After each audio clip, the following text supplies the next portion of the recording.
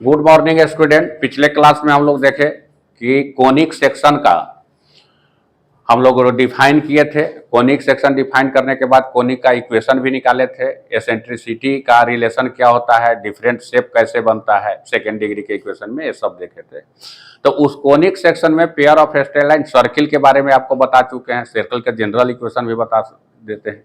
अब कोनिक में आता है नंबर पाराबोलिक फंक्शन का। पाराबोलिक का भी डिफिनेशन बताए हुए हैं कि क्या होता है कि P F by P M, यानी कि दोनों का रेशियो जो होता है वो सेम, यानी कि एसेंट्रिसिटी 1 के बराबर होता है पाराबोला के केस में, और उससे जो शेप बनता है वह शेप क्या कहलाता है, पाराबोला। आज हम देखेंगे कि इसका स्टैंडर्ड इक्वेशन ऑफ पाराबोला क्या होगा इस चीज को। तो मान लो कि ए लाइन है,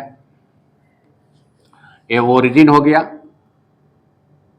ऐसे एक पाराबोला दे दिए।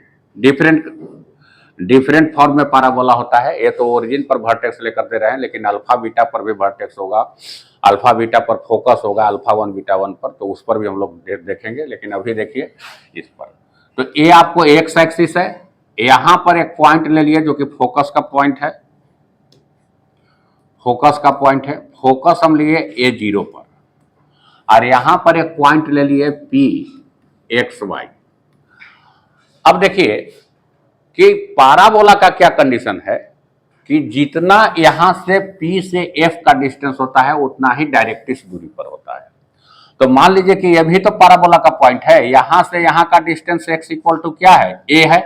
तो जितना डिस्टेंस पर यहां से फोकस है उतना ही डिस्टेंस पर अपोजिट साइड में क्या होगा, डायरेक्ट्रिक्स होगा। यानी कि यहां x इक्वल टू माइनस ए पर क्या होगा, डायरेक्ट्रिक्स। तो सपोज कीजिए कि यह डायरेक्ट्रिक्स आपका है, तो डायरेक्ट्रिक्स क्या है, x इक्वल टू माइनस ए है आपका डायरेक्ट्रिक्स। तो x इक्वल टू माइनस ए का मतलब क्या हो गया, डायरेक्ट्रिक्स का इक्वेशन जो होगा x plus a equal to 0 हो जाएगा।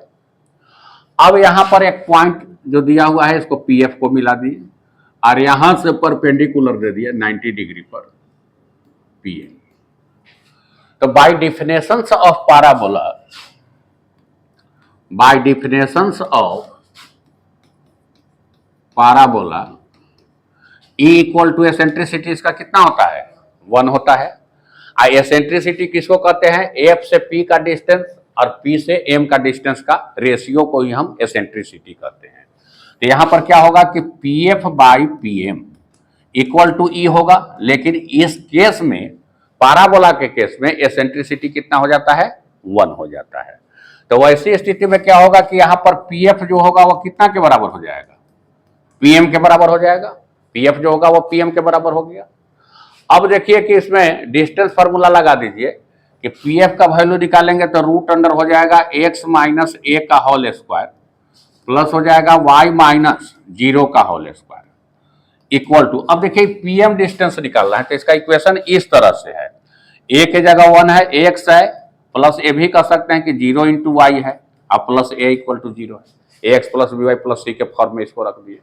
तो इसका डिस्टेंस क्या हो जाएगा, x तो रहेगा यहां, x, y क्या है 0 है, और प्लस कितना हो जाएगा a डिवाइडेड बाई x का कोफिशिएंट का स्क्वायर, तो 1 का स्क्वायर और y का कोफिशिएंट 0 है तो 0 हो जाएगा। तो रूट अंडर, अब इसको स्क्वायरिंग कर दो both side, squaring both side, दोनों तरफ स्क्वायर कर देंगे। जब दोनों तरफ स्क्वायर करेंगे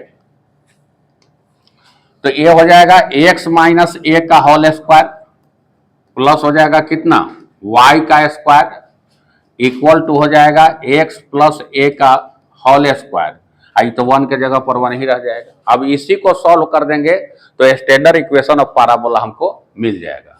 तो x माइनस ए का स्क्वायर का मतलब क्या हो गया, एक्स स्क्वायर माइनस हो जाएगा 2ax प्लस हो गया ए स्क्वायर प्लस वाई स्क्वायर, इतना इक्वल टू हो जाएगा ए square plus 2ax plus A square.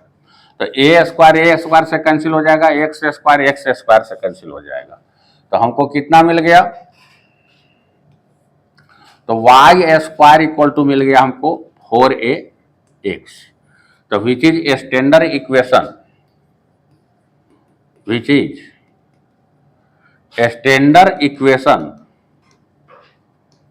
Of किसका आ गया, तो इधर की ओर आता है तो इसको राइट हैंड पैराबोला कहते हैं, right hand parabola, right hand parabola का इक्वेशन हमको मिलेगा।